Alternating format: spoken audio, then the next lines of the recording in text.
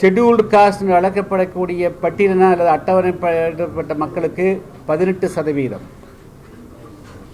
மிக பிற்பட்டோருக்கு 20%, பிற்பட்டோருக்கு 30% என 69% இடஒதுக்கீடு உண்டு. இந்த 18% இடஒதுக்கீட்டில் முக்கியமாக 3 சமுதாயங்கள், தேவேந்திர குல வேளாளர்களும், ஆதிராவிடன் அழைக்கப்படக்கூடிய பறையர் சமுதாய மக்களும், அதே போல அருந்தியர் சமுதாயங்களும் 3 சமுதாயம் உண்டு. அத்தோடு அதுக்கு மேற்பட்டு 70க்கும் மேற்பட்ட சமுதாயங்கள் சிறு சிறு அளவிலே இருக்கிறார். எனவே அனைவருக்கும் சேர்ந்துதான் 18% இடஒதுக்கீடு ஏறக்குறைய சுதந்திரம் பெற்ற காலத்திலே இருந்து நடைமுறையில் இருந்து வருகிறது. இந்த நிலையில் 2008ஆம் ஆண்டு தமிழ்நாடு அரசு திடீரென்று அருந்ததியர் 3% உள் இடஒதுக்கீட்டை அனைத்து கட்சி கூட்டத்தின் மூலமாக அறிமுகம் செய்து அதற்கு பிறகு 2009ஆம் ஆண்டு அதற்கான அரசாணையை பிறப்பித்தது.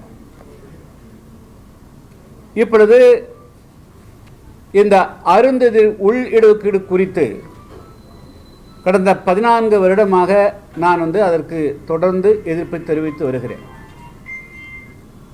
இதில் பல பேர் ஒட்டுமொத்தமாக ஊடகங்களின் வாயிலாகவும் பல்வேறு விதத்திலும் அவர்கள் நாங்கள் அருந்ததியருக்கே இடஒதுக்கீடு கொடுக்கக்கூடாது என்று சொல்வதை போன்ற ஒரு கட்டமைப்பை உருவாக்கி வருகிறார். ஏதோ புதுசா தமிழ்நாட்டில் அருந்ததியர் என்ற ஒரு சாதியினருக்கு இடஒதுக்கீடு திமுக கொடுப்பது போலவும், அந்த திமுகவினுடைய சமூக நீதி கொள்கையை புதிய டாக்டர் கிருஷ்ணசாமி எதிர்ப்பது போன்றவும் ஒரு தவறான கட்டமைப்பை உருவாக்கி வருகிறார்கள்.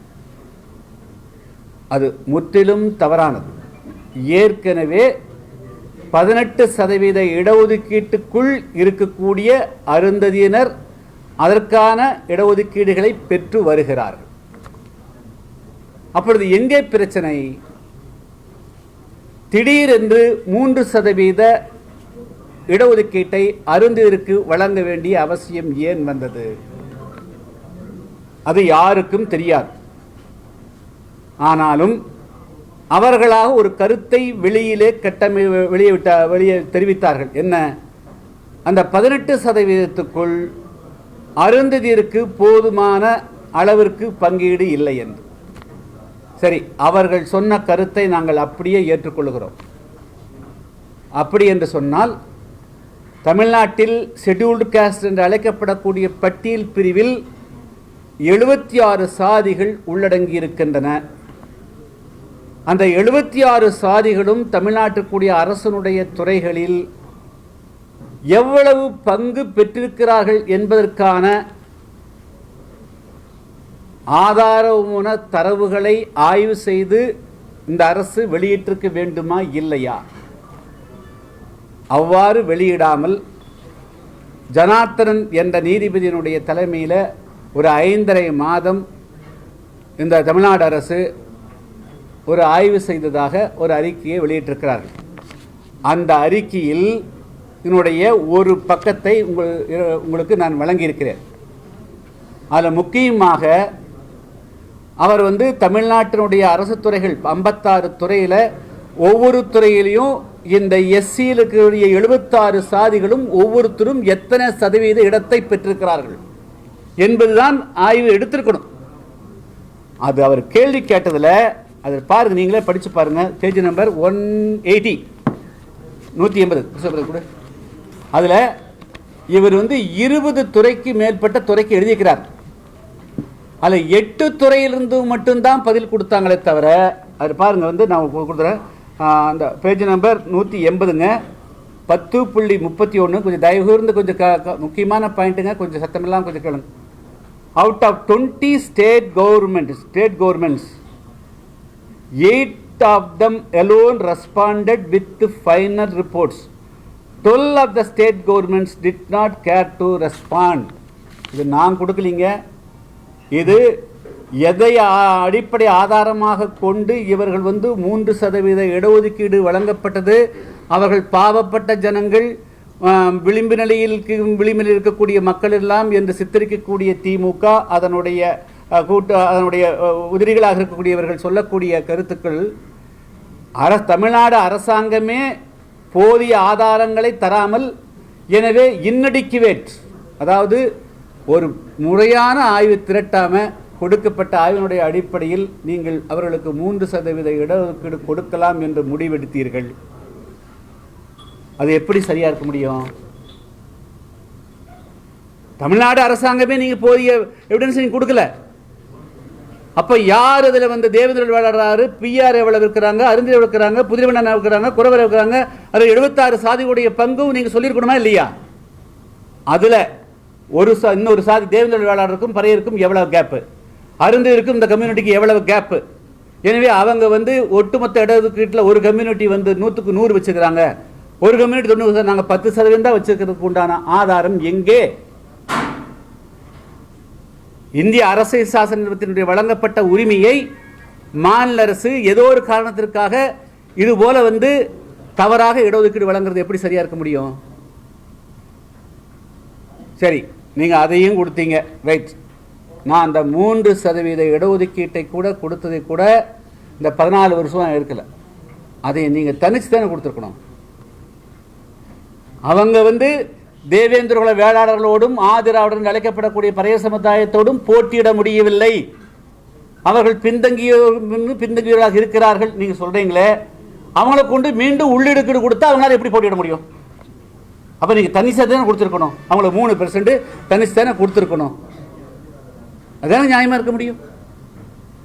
அவர்கள் போட்டியிட சக்தி இல்லாதவர் நீயே சொல்ற. அப்ப அவங்களுக்கு 3% தனியா கொடுக்காம எதுக்காக உள்ளிடு கொடுத்தீங்க? இப்போ வலிந்து என்ன செய்யறாங்க, அந்த 18% உள்ள வச்சுட்டு எங்கெல்லாம் இப்போ தமிழ்நாட்டில் பெரிய நீங்கள் பார்த்துருப்பீங்க, இந்த 3.5 வருஷம் நீங்கள் பார்த்துருப்பீங்க, எங்காவது ஒரு ஆயிரக்கணக்கான போஸ்ட்டுக்கு ஏதாவது வேலை வாய்ப்பு எடுத்துக்கிறாங்களா? ஏதாவது ஒரு துறையில் எடுத்து 1000 போஸ்ட் 2000 போஸ்ட் எடுத்தாங்கன்னு சொல்லுங்க, ஒரு 10,000 பேர் எடுத்தாங்க சொல்லுங்க. அங்கங்க 5 போஸ்ட் 10 போஸ்ட் 20 போஸ்ட் அதுல மாவட்ட ரீதியாக பிரித்து விட்டுறாங்க. அதெல்லாம் அப்படி பிரிக்கக்கூடாது, பிரிக்கிறாங்க. அப்படி பார்க்குற போது எஸ்சிக்கு ஒரு போஸ்ட் வந்தால் அந்த ஒரு போஸ்ட்டையும் அருந்ததற்கு முன்னுரிமை அடிப்படையில் சட்டத்துக்கு புறம்பாக வழங்கி வருகிறார்கள். அதனால் 14 வருஷமாக ஆயிரக்கணக்கான போஸ்ட் பதவிகளை ஒரு சாதிக்கு மட்டுமே வழங்கி இந்த வரலாற்றில் இன்று வரையிலும் பெரும் தீண்டாமை கொடுகளையும் வன்முறைகளையும் சந்தித்து வருகிற தேவேந்திர வேளாளர்களுக்கும் ஆதரவாளருக்கும் திமுக மிகப்பெரிய சமூக அநீதி இழைத்திருக்கிறது. சரி, எனவே அந்த ஆதரவு கொடுத்தோம். அடுத்தது அதே கமிஷனில் 328வது பக்கத்தில் என்ன சொல்லியிருக்கிறாங்க, இந்த உள் இடஒதுக்கீடு கொடுத்த பிறகு என்ன இம்ப்ரூவ்மெண்ட், என்ன மாற்றம் நடந்திருக்கு அப்படிங்கிறது குறித்து எவ்ரி 10 இயர்ஸ் ஆய்வு செய்யணும்னு சொல்லியிருக்கிறாங்க. 10 வருஷத்துக்கு ஆய்வு. ஆக்சுவலாக 2009 கொடுத்துருந்தோன்னா 2019 ஆய்வு பண்ணியிருக்கணும். இப்போ 5 வருஷம் ஆகி போச்சு. ஆய்வு பண்ணியிருக்கணுமா இல்லையா? அதுவும் சட்டப்பூர்வம் நீங்கள் பண்ணல, சட்ட ரீதியாக பண்ணல. இனியாவது நீங்கள் ஆய்வு பண்ணி இந்த நேரத்தில் தமிழ்நாட்டுக்கு அரசு துறையில் ஒவ்வொரு சாதியும் நீங்கள் எல்லா சாதிக்கும் பண்ணணும். நீங்கள் சாதி வாரியாக கணக்கு பேர் கேட்குறீங்க. அதனால் தமிழ்நாட்டில் 18% உள்ளடங்கி இருக்கக்கூடிய 76 சாதிகளுடைய பங்களிப்பு என்னவாக இருக்கிறது, இந்த 14 வருஷத்தில் என்னென்ன போஸ்ட் எல்லாம் காலியாச்சு, அதில் எத்தனை சதவீதம் அருந்தீர் கொடுத்தீங்க, பிரசாதிகளுக்கு எவ்வளோ கொடுத்தீங்க அப்படிங்கிறதும் வரணும். ஏன்னா 3%க்கு 3 கொடுத்துருக்கணும். 15% இருக்கக்கூடியவங்களுக்கு ஒரு இடஒதுக்கீடு கூட கொடுக்கலன்னா என்ன நியாயம் இது?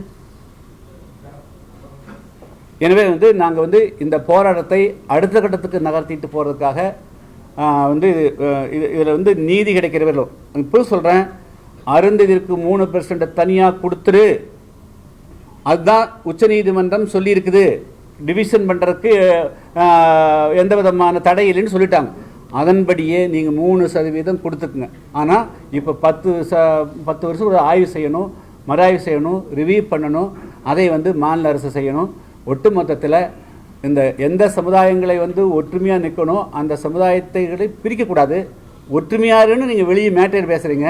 அந்த சமுதாயங்கள் ஒற்றுமையாக இருக்க விடாமல் இன்றைக்கி உள்ளுக்குள்ளே உள்ள சண்டை போடக்கூடிய அளவுக்கும் பகைமை உருவாக்கக்கூடிய அளவுக்கு அந்த மிகப்பெரிய ஒரு கைங்காரியத்தை செஞ்சிட்டீங்க, வரலாற்றில் செஞ்சுருக்கிறீங்க. சரி, அதெல்லாம் போகட்டும்.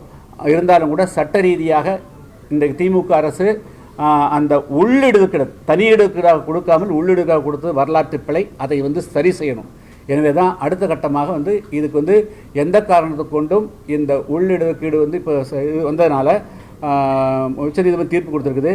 இதில் ஜனாதிபதி அவர்கள் இதுக்கு எந்த விதத்திலும் அனுமதி அளிக்கக்கூடாது அப்படிங்கிறதுக்காக வலியுறுத்தியும், அதே போல் தேசிய அளவில் இது குறித்து தமிழ்நாடு அரசு பெரும்பான்மையாக கூடிய 15-18% வரக்கூடிய பெரும்பான்மையாக இருக்கக்கூடிய பறையர் சமுதாயம் தேவேந்திர சமுதாயத்துக்கு எதிராக செய்யக்கூடிய சதியை குறித்து நாங்கள் எடுசொல்வதற்காக டிசம்பர் மாதம் 6 மற்றும் 7 ஆகிய தேதிகளில் டெல்லியில் ஆர்ப்பாட்டமும் 2 நாள் கருத்தரங்கும் ஏற்பாடு செய்திருக்கிறோம். அதில் தேசிய அளவில் இருக்கக்கூடிய அனைத்து இந்த விதமாக தலித் ஆக்டிவிஸ்டும் பல்வேறு அரசியல் கட்சியோட தலைவர்களும் பேச இருக்கிறார்.